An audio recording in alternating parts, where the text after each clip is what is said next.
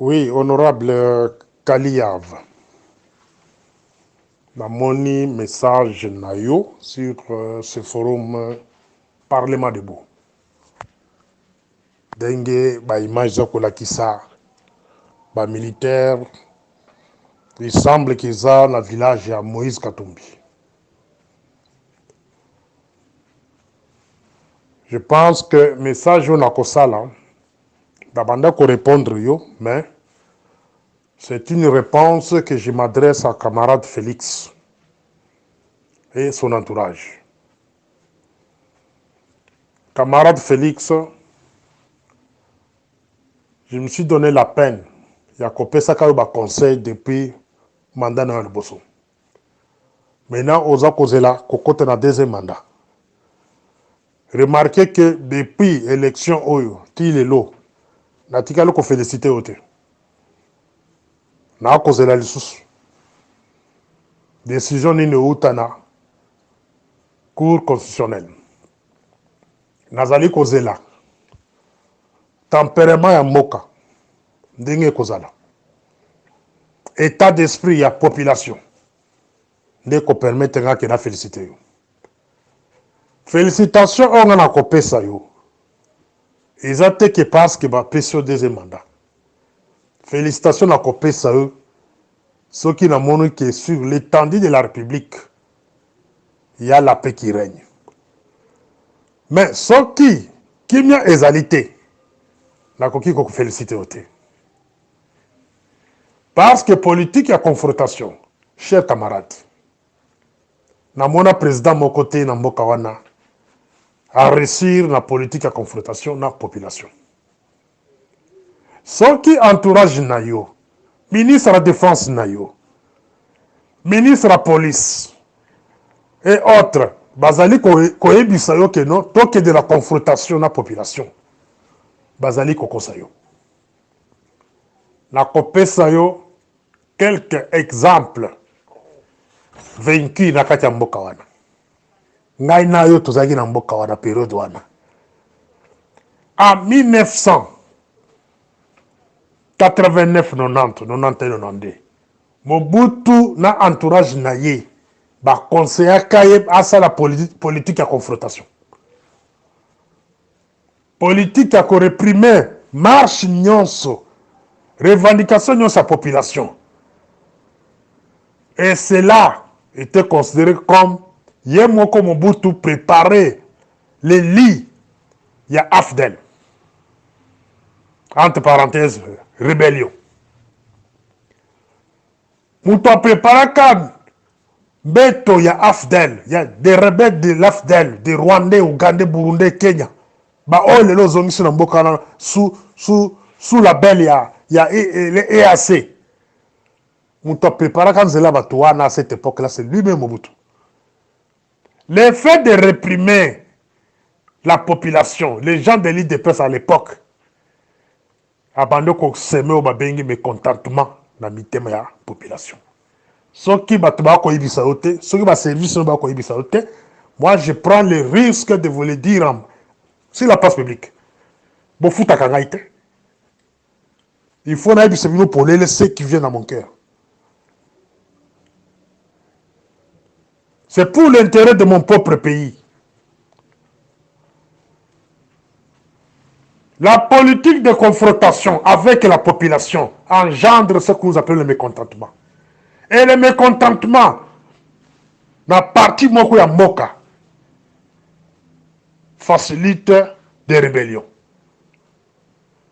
On ne peut jamais qu'on se permettre au banda la politique de confrontation pendant qu'il y a une partie à pays et ça n'a pas rebelle. On peut préparer un zéla sans résistance.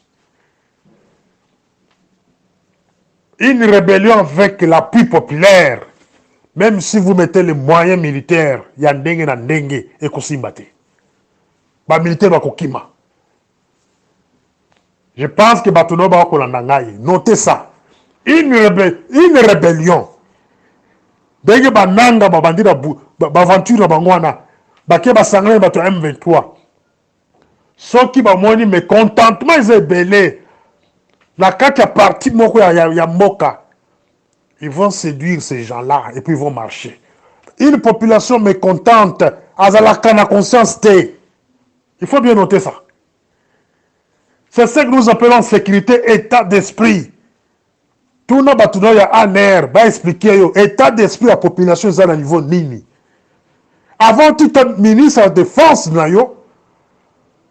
na batu mususu bilongo wa kosala wana. Camarade Félix okoregrete.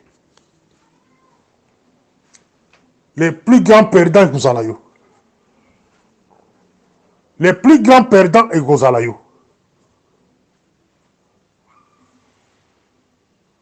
Mobutu, on le conseille de cette manière-là. Afdel, avancé. Mais il y avait des gens autour de Mobutu. Bazako conseiller. Yo kanana Etienne Tshisekedi. Bo yo kanana ye. Zongislaye, poste là qui peut même ministre, il y a conférence nationale souveraine. Ba mususu ba bi ke ko Zongislaye été nommé Kengo, nommé Likulia. Et Rafdel a comment na Kenge. Bazar à Liboso ko ibise que non, maréchal, nous n'avons pas la possibilité de vous défendre ici. Vous devez quitter la capitale pour Badolite. Voilà le premier exemple. Exemple Moussoussou. Élection en 2010. Kabila avait opté la politique de confrontation avec la population. Akanga Etienne Tshisekedi a tient la carte résidence surveillée. Pendant une année. Ce n'était pas une solution. Il avait semé le mécontentement. Et ce mécontentement en question. Et Kenda Libanda ya pays.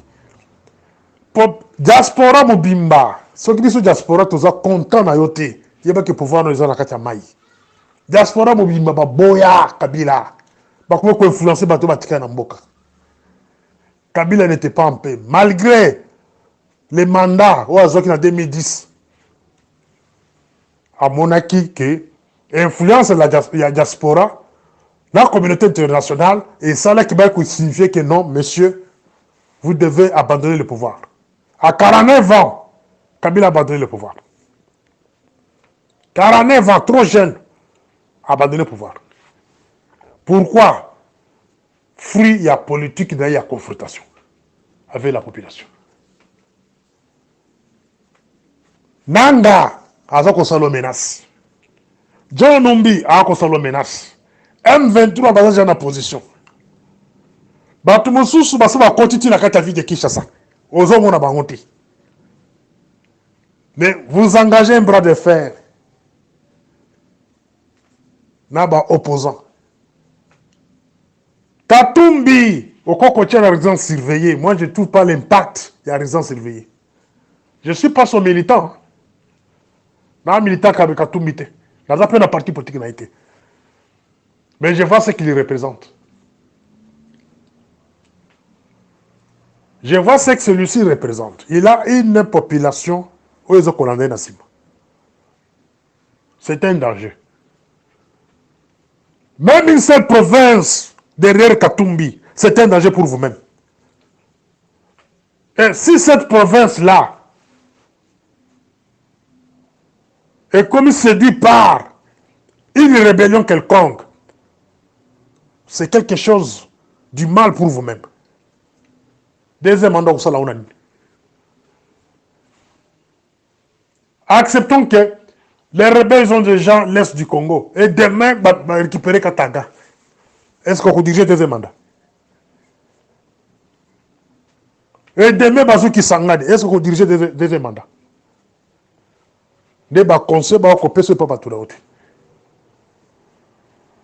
Vous êtes un président censé de collaborer avec tout le monde.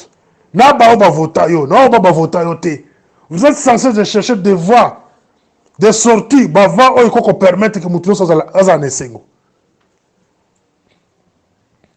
Je vous avais donné des conseils au début.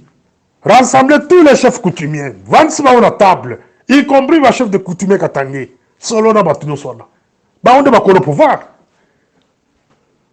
Bango nde ba kozanga na ba fief na bango ba solo ba ndeko na bango. Pour que ba peso kimia. Jean-Pierre Mbemba, Il n'a rien à vous donner comme conseil. Au contraire, azo kosala to bena chiluba bichiki le tuboya. Donc esopana ton lokota. C'est ça Jean-Pierre Memba. Et vous pensez que ce qui le lo yindi na mbokana, Jean-Pierre Memba ko na mbokana. So ka za possibilité ko kimate, aza muto mibale, muto alboso ko récupérer pouvoir. Parce que c'était ministre de la Défense. Aïbi pas à Télémélé. Cherchez la paix avec tout le monde, camarade Félix. L'idée de mettre cet homme-là en résidence surveillée, moi, je trouve que ce n'est pas une bonne idée.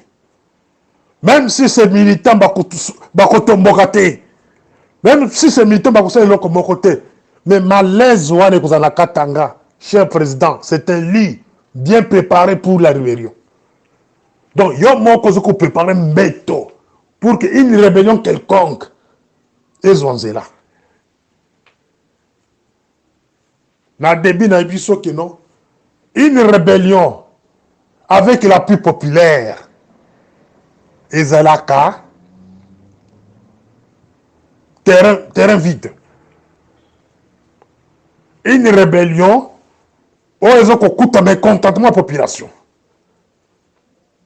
Ils ont encore la moissa libala autour qu'on bétaille au 20 longs ya bibi na balabala munu muto Mercedes a tel misa bibi na mutu kawana a kondimaye même si muto naza mukuse.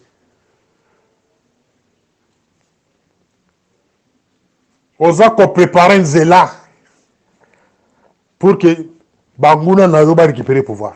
Yo moko. Cherche une politique, il y a réconciliation. Je t'ai donné une voie facile. C'est convoquer les chefs coutumiers. Un point trait. Et ça, ma camomi balemi ça tout est. Convoquer seulement les 245 chefs coutumiers de ce pays-là.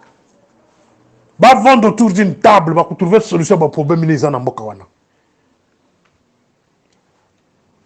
Ti kabilo kwa ra bazo ko ebiso kanga muntu tel. Sala boy, tu es dans raison serveur, bato ba continuer de kosa bilo kwa na ba ebilo ba kosala.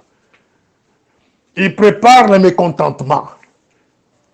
Dans chaque rébellion, Balokwaka appui populaire. Ceux qui M23 a rattaqué Tamboula en 2013 jusqu'à Kinshasa, c'est parce qu'ils n'avaient pas l'appui populaire. Maintenant, il y a l'appui populaire. L'appui populaire, ils ont Utawapi. Les collaborateurs, ils ont énervé la population. Ils ont posé des actes. Une partie de la population est contre eux. Rébellion et Tamboula, la population est contre eux.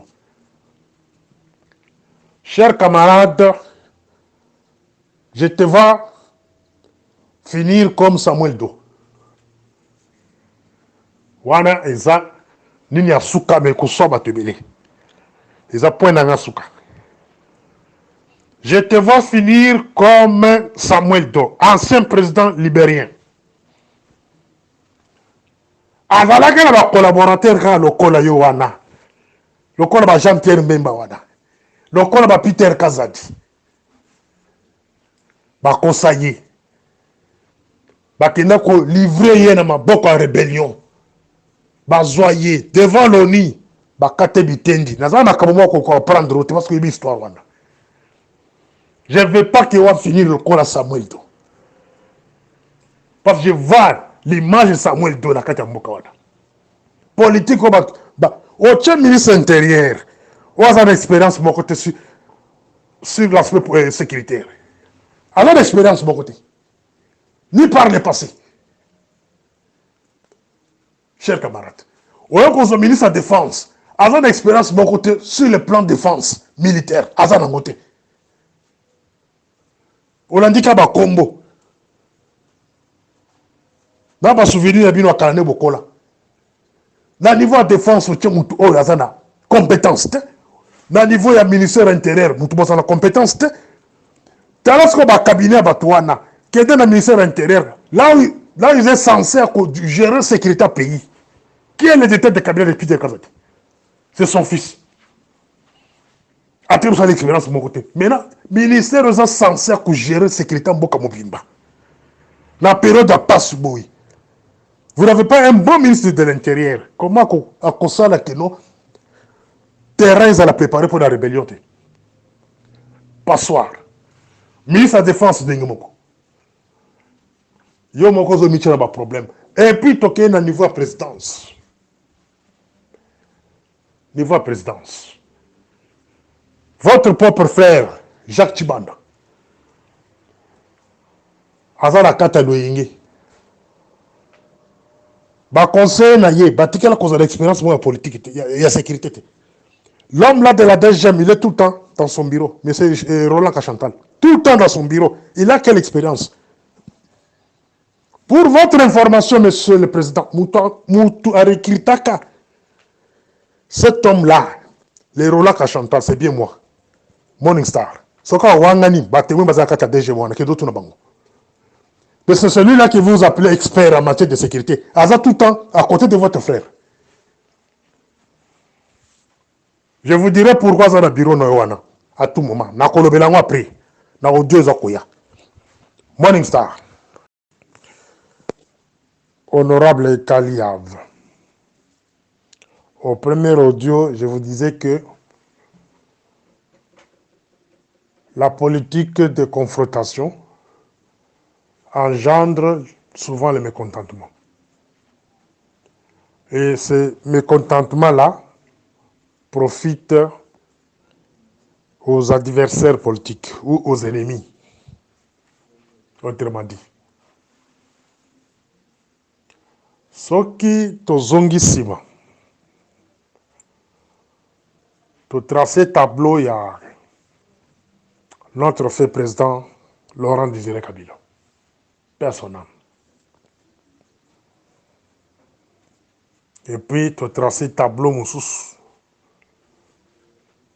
À gauche ou à droite, les camarades Félix. Beaucoup, comment qu'il y a des faits similaires. Textuellement, Laurent Désiré Kabila. Laurent Désiré Kabila, il n'écoutait personne. Ça, c'est entre nous. Hein. Ils ont solo en Ghana, solo là. Laurent Désiré Kabila n'écoutait personne. Ce que tu as le plus côté camarade de Félix, apparemment, de ce que j'ai appris, il n'écoute personne. Laurent Désiré Kabila, Abadaki qu'on préférait à travailler dans bande konaye proche. C'est-à-dire sentiment à Bouetou. Ils ont qui trop en lui. C'est le tel camarade de Félix, dans tableau naïe. C'est la même chose. Presque. Donc il y a un cadre de sécurité naïe moko, Laurent Désiré Kabila. Tirande Baboumaye. Il prend un aide du camp. Un certain Eddie Capend, inexpérimenté,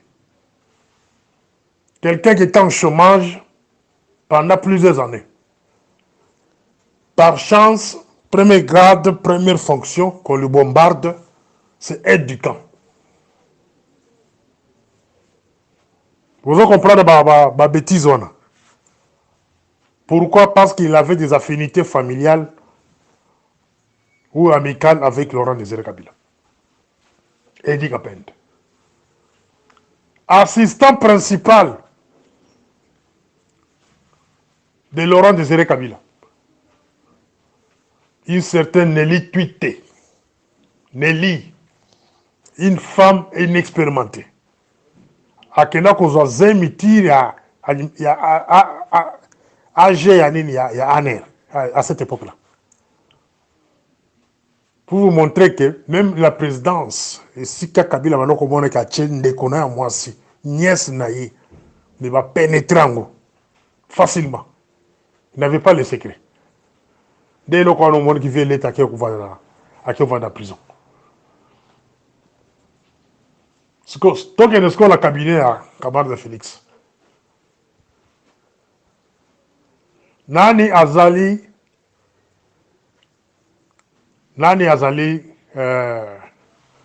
aide du Kanaï, c'est Tabo. C'est un Tabo que je ne connais pas. Mais selon l'histoire, il n'a aucune expérience en matière de sécurité ou de l'armée. C'est celui-là qui s'occupe. Parce que jouer rôle, il y a aide du camp. Ce n'est pas un petit poste. Hein. Tu as de l'académie, mon côté. L'académie militaire, mon côté. Ni académie civile, nulle part. À tika qu'on va former nulle part en matière de sécurité. Aïbi rien et qui rien. En dehors de petites formations à Zuka, à Kinshasa, on a quelque part. En dehors de ça, c'est fini. Mais on l'a bombardé. Fonction, il y a aide du camp. Un simple capitaine. Vous avez un erreur, wana. C'est comme que nous provoquer un mécontentement dans Boka. Le président de la République, entourage, qui nous provoquer mécontentement. Mécontentement, biso la sécurité, ne va format biso, mécontentement, ezalaka, mbambe to bozo ko bongisa. Pour que ba ennemi na bino ba kolala. Mécontentement, autrement dit, eza biloko ko lamba. Pour que ba ennemi na ba kolaya.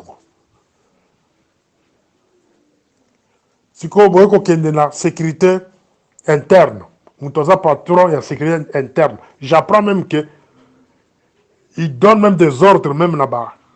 Bah, service local là-bas, ANR, bah, DEMIAP, tout. C'est son propre frère. Prenez son propre frère, Jacques Tchiband. Je ne suis pas contre lui. Ah, nana le belaka makamo musala. Nana le makamo musala, ce que suyo, ce que celui qui olé sa kagate. Ah, c'est dans ce sens-là. Là, on le belade Congo. Tous os ko de konaï propre. Jacques Tchiband. C'est celui-là qui est le patron. Il y a sécurité interne et la présidence. Donc, sécurité à présidence de Mabokonaï. Total, là, 5 ans passés, 10 ans passés. L'expérience de Tibana, c'était quoi? Qu'est-ce qu'il a comme expérience sur le plan professionnel?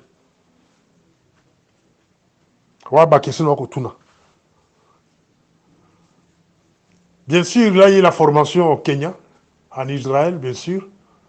Mais cela n'est pas suffisant. Poste wana bengi sécurité interne et chef de l'État. Et c'est expérience professionnelle. Expérience professionnelle, ce qui n'a pas fréquenté le bureau de Mikolo. Sur base d'expérience professionnelle dans Zanango, pourquoi il est dans mon bureau? Pourquoi cet homme tout le temps est dans mon bureau? Pourquoi cet homme tout le temps veut voir le chef de l'État? Pourquoi cet homme veut avoir l'amitié avec moi? Tout ce temps, il ne me cherchait pas. C'est le cas de le DG de la DGM. Il est à côté de Tchiband, à tout moment. Il cherche quoi là-bas? C'est le cas de l'homme de la DEMIAP. Il est tout le temps avec Tchiband. Qu'est-ce qu'il cherche là-bas? Toi, l'homme des renseignements militaires, pourquoi tout le temps tu es à la présidence? Tu cherches quoi là-bas? Est-ce qu'on t'a affecté là-bas? Voilà l'importance à notre époque du maréchal. Maréchal avait mis quelqu'un là, au niveau de la présidence. Les représentants de l'âge et de l'ANER. Donc, à ce qu'on la mini AG, la carte de présidence, c'était mais c'est l'État ici. L'ancien AG, qui est en prison, c'est le 20 ans en prison. C'est celui-là qui était à la présidence. Eh, bah, tu m'as dit,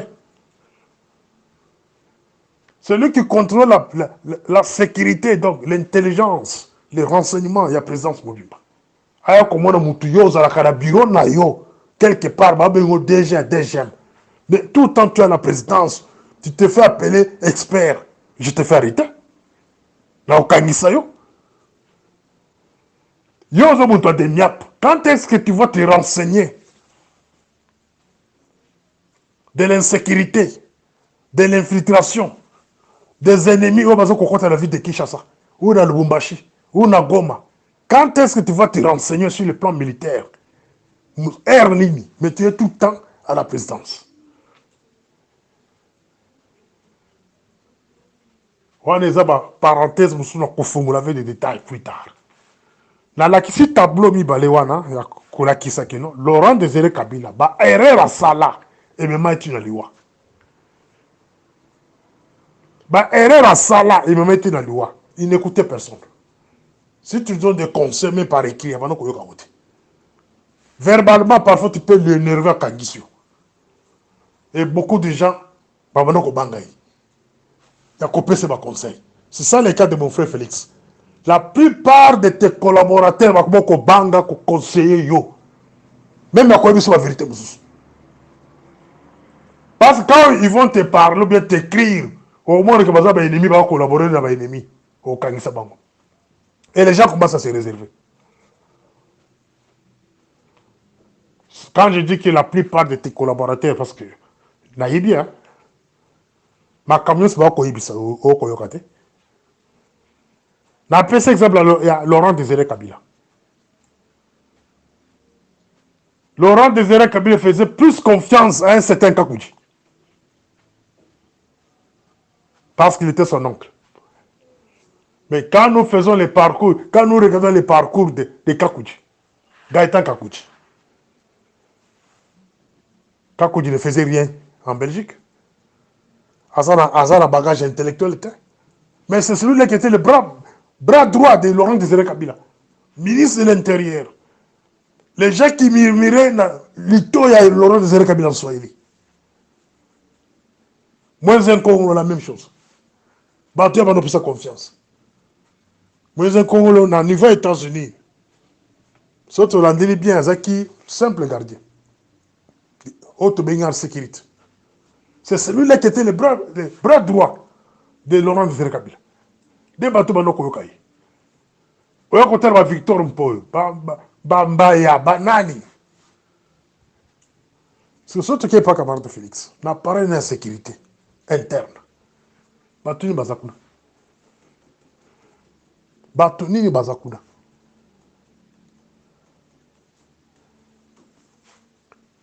Oya côté la sco bano a formé. Bano Israël a formé wana na mboka wana. Baza prêt à combattre. Bana baza prêt à combattre. Pour ba comme prêt à combattre, il faut tinde ba on na stage. Il faut y moka de organiser ba bengi manœuvre militaire. Il faut passer la face d'armée moussous expérimenter quelque part dans ba manœuvre.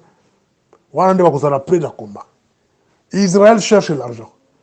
Je n'ai jamais vu une armée formée par Israël dans le monde et gagner guerre.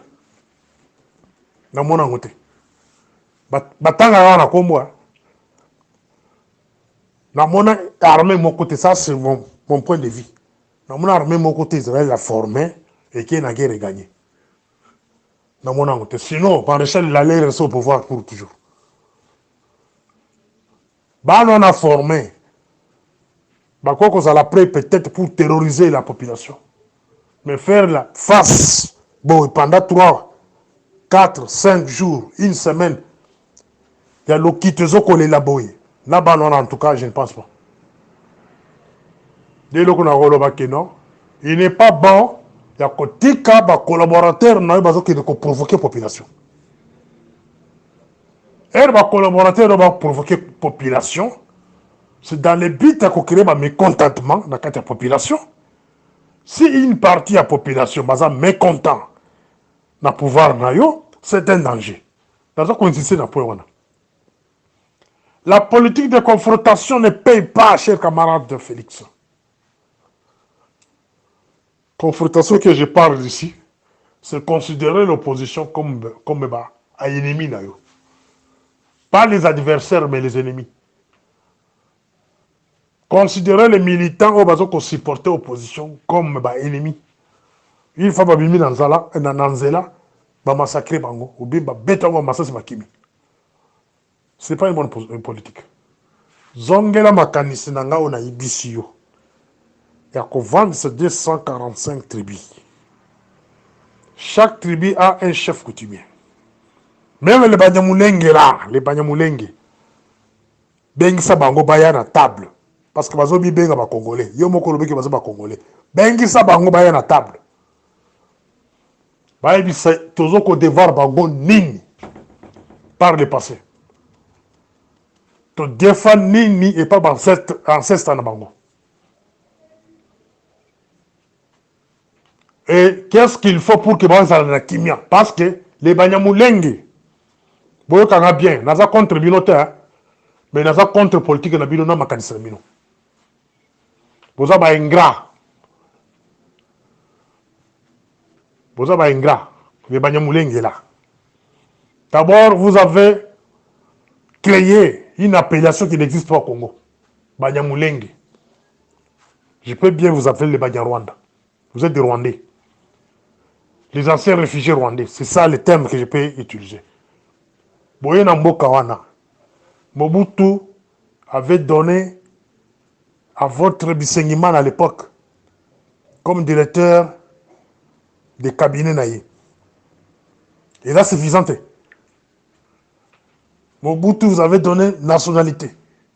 Malgré qu'il avait retiré ça plus tard. Tout ce qui ont été.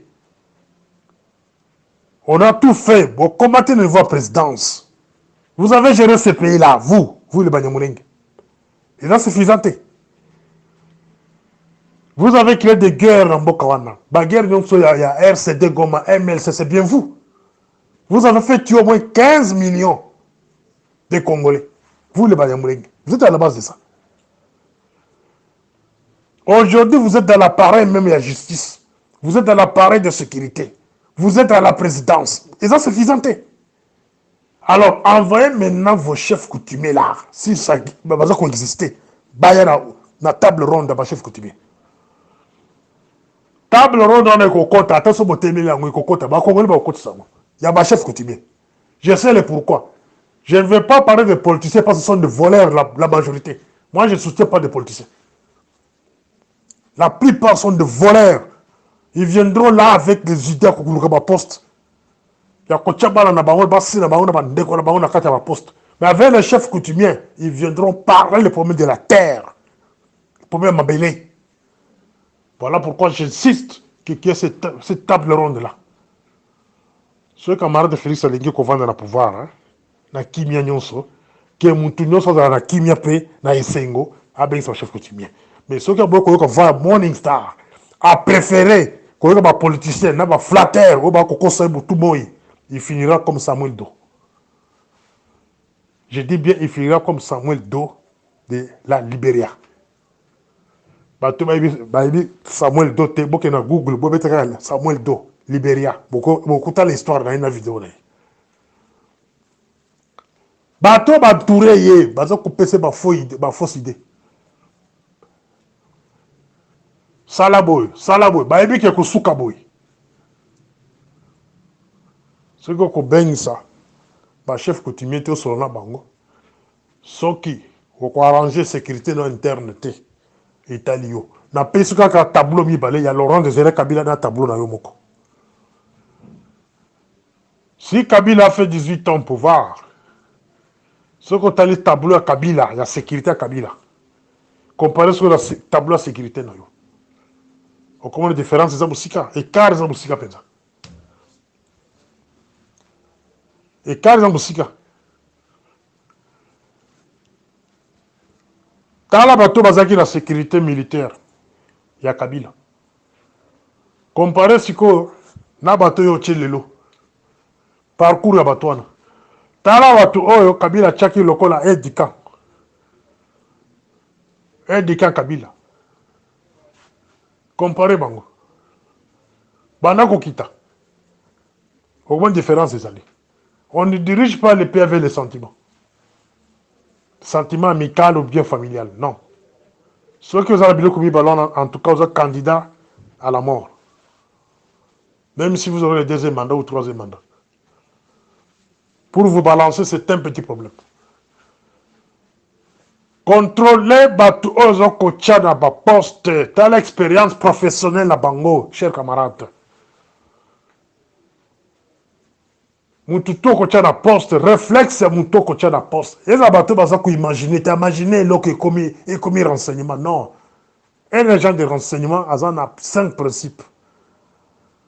5 principes de renseignement. Batu Basala renseignement va y bien. Mais quand vous mettez quelqu'un à poste, il y a un Kokangabatu sur les soupçons. Non. On a gentil. Pour terminer, il faut que les services soient à la libre, chers camarades. Ceux qui battent le service, nous sommes au banga. Bazo banga ndeko na yo. Donc service est koufi. Ceux qui battent service et au banga moi si na yo service est koufi. Son service et au banga ba proche non moussous. Oh bazo ko représenter rien. La carte appareil à sécurité. Service est koufi. Dès moi la justice. Ceux qui procureur azo banga ndeko na yo, ça dit à sa procureur te. À sa carton. Ceux qui procureur général azo banga moi si na yo, à sa procureur te. À sa carton. Donc ça dit c'est un pays qui n'a pas la démocratie. Bon, on a un troisième audio. Morning Star. Honorable Kaliyav. Ça, c'est le troisième et le dernier audio, comme prévu. Au premier audio, on a le Bilaki Makamouya confrontation. La politique de confrontation. Politique Oyo. Les autres ça que non, mon conseiller, moi, quand on prépare une zélande à Bangouna, dans l'adversaire. Bon, si je parle de Bangouna, c'est trop dire. Donc, les adversaires, n'est politique. Donc, de lui-même, na ba collaborateur na ye bandimi politique ya ko s'affronter par la voie de force militaire et cela crée le mécontentement. On a qui na premier audio, na deuxième audio. Mécontentement, il y a période à Laurent Désiré Kabila et Razak un Afdel. Ils ont qui créé par lui-même Mobutu, il y a un salaire qui a fait la quota. Et puis mécontentement, puis il y a Laurent Désiré Kabila face à Tshisekedi, des salariés qui n'ont pas tout, va préparer les Wadaye. Et création, il y a RCD, création MLC, c'était à partir, il y avait contentement bateau. Donc c'est la voie qui, camarade Félix, je vois qui a poni, surtout dans l'élection. Alors, dans le troisième audio, on est dans le Belabino, Bino Bato IDPS. Les gens de l'IDPS, vous êtes trop distraits. Vous êtes trop distrait, na ibisaki bino, na débit. Souffrance au Bomoni pendant 5 ans. Plus 37 ans, ça fait 42 ans. Il y a souffrance. C'est la même souffrance au beaucoup vivre sous. Na obirimo bo bengi deuxième mandat. Naza prophète de malheur. Souffrance au Bomoni pendant 5 ans, il y a premier mandat. Les militants de l'IDPS. C'est la même souffrance beaucoup vivre.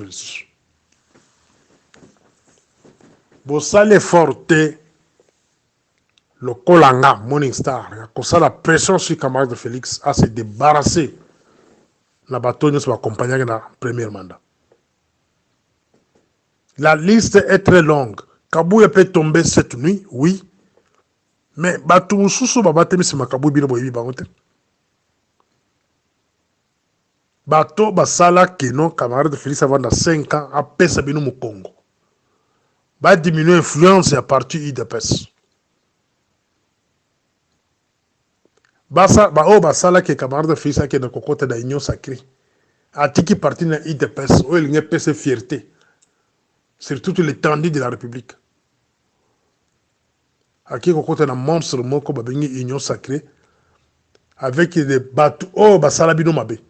La majorité bateaux za kati union sacrée za bateaux basala bino mabe. Alors distraction na bino ba militant ya IDPS. Ça j'insiste. Vous allez vous retrouver nulle part. Même après Kadar Félix. Je vais vous donner l'exemple de l'ANC. L'ANC de Mandela, de Nelson Mandela, en Afrique du Sud, va accéder au pouvoir depuis 1994. Moi, je suis en 1994, les lois ont 30 ans. À combien d'âge vous êtes président de la République? Tala, depuis l'ANC a le pouvoir, depuis 1994, l'ANC conserve le pouvoir. Pourquoi? Parce qu'ils ont une bonne politique de conservation. Anse awelaki mapango te. Anse awelaki million te. Anse a salé un effort à coacher une loi forte. Et cette loi-là frappe tout le monde. Jamais oyo na ANC awa na mboko tovanda Afrique du Sud. Omona bato bakosala jalelo liboso président mboka oyo. Omona bato bakosala jalelo liboso mwasi ya président. Bato bakosala jalelo et pas bande quoi président. Non. Nga na vandi na mboko presque 20 ans aujourd'hui. Na tikala koyeba mwasi ya président mboko ti. Na yeba kate elonge na iti. Na yeba ka bande ko na ite. Na yeba ka bana na ite. Mais vous, les militants de l'île de Pes, et le Kozokobomabino, ils ont culte de personnalité. Et le Kotobundisa pendant les 13 parlementaires de l'île de Pes. Toboya culte de personnalité. Toboya Kodore Mobutu. Bisso bato l'île de Pes de cette époque-là. Mais cette culture, bino boye nango na premier mandat camarade de Félix, de le Kozokobomabino, pe beaucoup de malheureux pour le Congo. D'abord, nous avons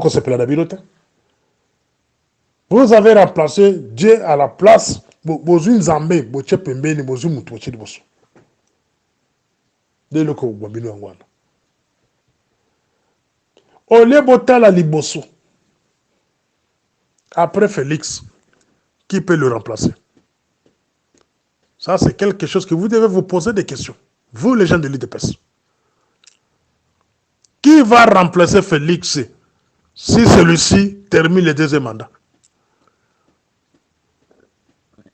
Les Rwandais, ils ont une vision. Les Rwandais, ils ont déjà une vision de 20 ans pour le Congo. Si Baïbi n'a pas remplacé Félix, après Félix n'a pas remplacé Moutouana. Rwandais, Bazabongo. Mais bino ba Congolais, ba militant et de peste, vous êtes distrait. Na makamba ba députation, vous êtes distrait. Na makamba ba mbongo, bolo kaba bisala, non.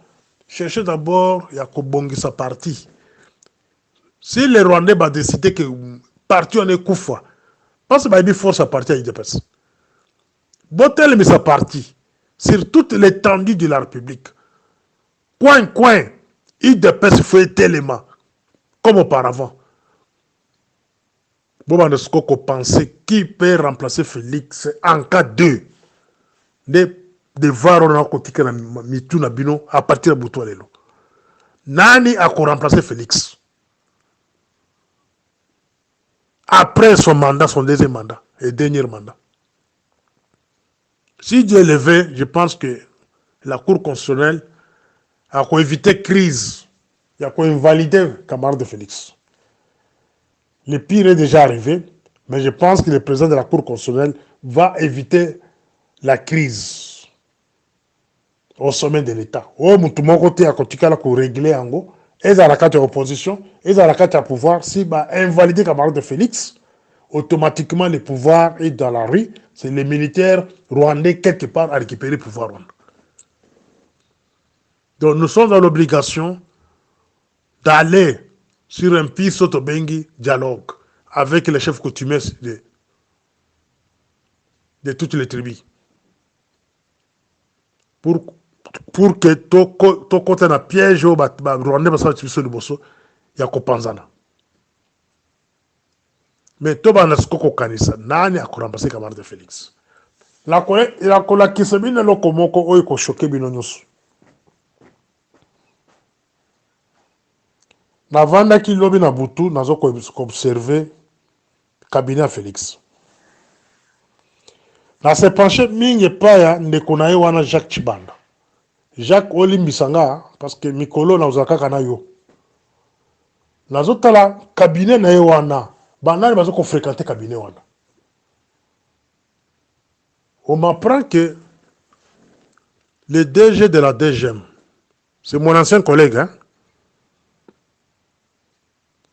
Azali tout le temps dans la présidence. Et puis, na Touni abandonné DGM, comment qu'il nous vend la présidence? Bah, non.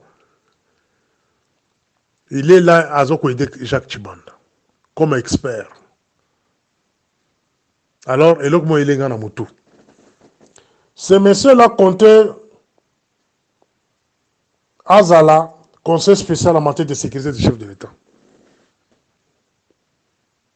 En remplacement de M. Beya. La place où on a Beya Kei, c'était Vieux Kankonde, ancien ministre de l'Intérieur qui devrait remplacer Beya.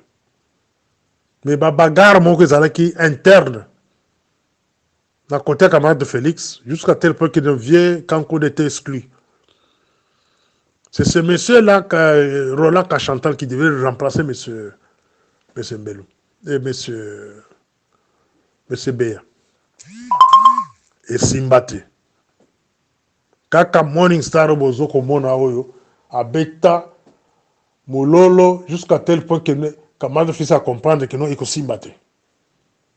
Aboye Kocha, Roland Kachantal, je ne sais pas quelle relation bazanaye, c'est que ça beau-frère n'a habité. Selon mes informations, c'est beau-frère.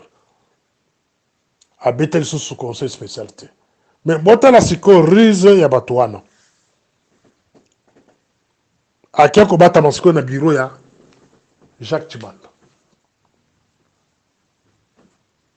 Boli misanga, peut-être bon on a que dans un problème particulier na Roland Kachantal.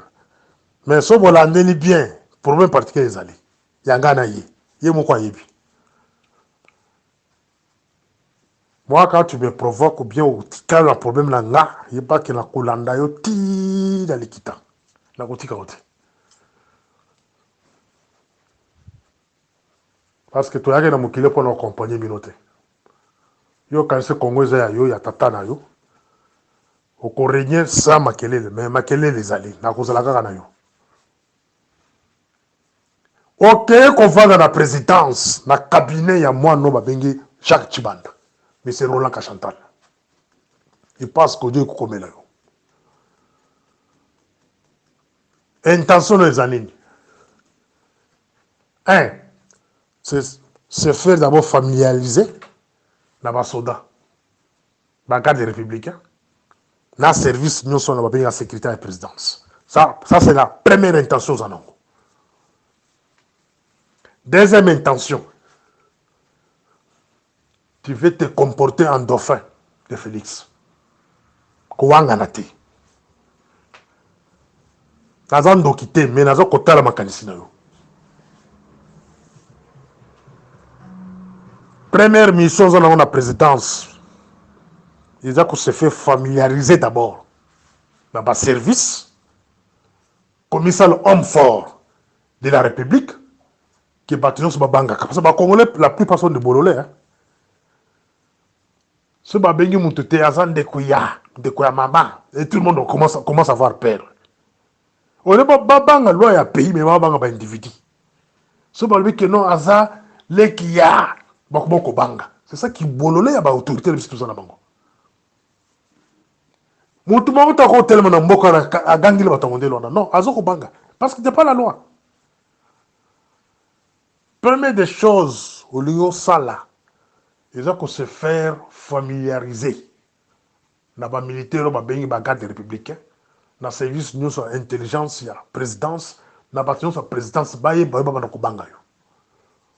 ça c'est la première des choses. Après, vous allez accéder là-bas, fonction quelconque, quand on a la présidence, et plus tard, vous allez président de la République.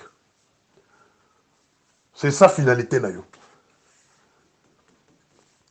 Camarade Félix, Toyo Canadien, Bissot au salari de 37 ans. La plupart parmi nous, Bakoufa. La plupart parmi nous, Bazaba malheureux. La plupart parmi nous, ce que Talba Moussousou, na âge, surtout Bazana Katia Mokawana, au Talate. C'est free, il y a besoin de peste. De vous avoir comme président de la République. Tout ce que moi je vais vous demander, c'est mettre loin la belle famille na yomu sika na makamwa l'État. Tout le monde excès de zèle, le Komokoya. Ce monsieur-là, le Roland Kachantal, il s'est fait appeler beau-frère. Qu'on pousse à la pousse en premier dans la carte de présidence, ils n'ont pas battu. Azan est là c'était remplacé par plusieurs voies. Et Van Naya Mouné, nous avons la ruse. Il y a Malembe, il y a Malembe encore beaucoup. Et plus tard, c'est celui-là qu'on va vous imposer que non, voilà les dauphins. Moussala Nangana Ibisaka, ils ont étudié comportement bateau baza pemele na yo. En commençant par vous-même. Depuis les 5 ans, vous avez un vandaka, natalaka comportement na yo. Nathalie Mwasi na yo. Nathalie Bandeko Mwasi na yo. Nathalie Kabila na yo. Nathalie Premier ministre na yo. Nathalie Bo. C'est ça mon. Donc tout ce temps, on a appris d'Akatana bongo. Mais quand on m'a seulement signalé que non, ce monsieur-là est tout le temps à la présidence. J'ai dit non, je dois d'abord savoir qu'est-ce qu'il fait là-bas à la présidence. On me dit que non, il est l'expert en sécurité dans ce qui. De quelle académie? Il y a Katia Congo, bien le Banda Congo. De quelle expérience? Voilà des questions de fond que nous devons nous poser tous. Biso Tobunda te pendant 37 ans ici. Pour qu'un jour, pouvoir étiquer la Maboko à belle famille. Je dis non, Toboyi. Mokolongo, Congo, il vous a transformé en feu et en sang. Toboyi. Les dauphins viendront de l'île de Pesse. Les dauphins viendront de l'île de Pesse. C'est celui-là qui fera face la candidat à l'opposition. L'île de Pesse, si vous vous laissez faire, beaucoup de gens esclaves. Et vous êtes déjà esclaves à Batoussous. Parce que vous avez collé un solgan, vous avez tosa obika. Ce que vous cité, vous vivre. Vous êtes déjà des esclaves. Moi, j'ai pris les risques. La cabine n'a modèle à Koloba. Je m'en fous de tout. L'essentiel, il faut que le Congo est bonga. L'essentiel, l'IDPS s'est retrouvé dans la place Nango. L'essentiel, bano biso toboti. Bakoko na biso. Batika na mboka wana. Nous ne voulons pas se faire esclaves. Yabapaya. IDPS botika motema ma pays. Bolingana. Pasi et Kabola Binoté. Parce que je sais que Pasi n'est pas ça que dans l'IDPS aujourd'hui. C'est ma PC, en tout cas, moi, petit poste. Au lieu de Zabaningana, il y a parti, il y a Pasi. À ce que nous avons pas découvert. Tribalisme. Politique à Bilokwan. Bon, bah, on a raisonné, Bilokwan a colobé, Bino Boutou Moï. Pendant que vous êtes distrait, il y a des individus au niveau de la présidence qui sont organisés pour le 3e mandat. Comment remplacer Félix? D'abord, je vous pose la question. Qui peut remplacer Félix en IDPS aujourd'hui? Il y a des ordres Bozanamo. Ils ont profité de ces désordres-là. On sait comment ils s'organiser. Ils s'organisent déjà en avance. Bon déjà 2028. Il y a un attendu le bino muto na zoko suspecté. Je ne le confirme pas, je le suspecte. Parce que nous avons étudié dans le lobby, nous avons étudié Nathalie, non, ce monsieur. Président, c'est la présidence. À tout moment, il n'a pas battu. Il est en préparation. Il est en préparation. Bo kangele nzela, bo pese chanson na te. Bo kangele nzela. Bo kangele nzela. Na mo le président motema mabete. Bo tout le deuxième ne ba ko qui est-il? Bo tout le deuxième ba ko yebisa yo. Ba ko yebisa bino qui est-il? Un jour boyo kotika moto ndenge comme président de la République. Bokolela. Morning Star.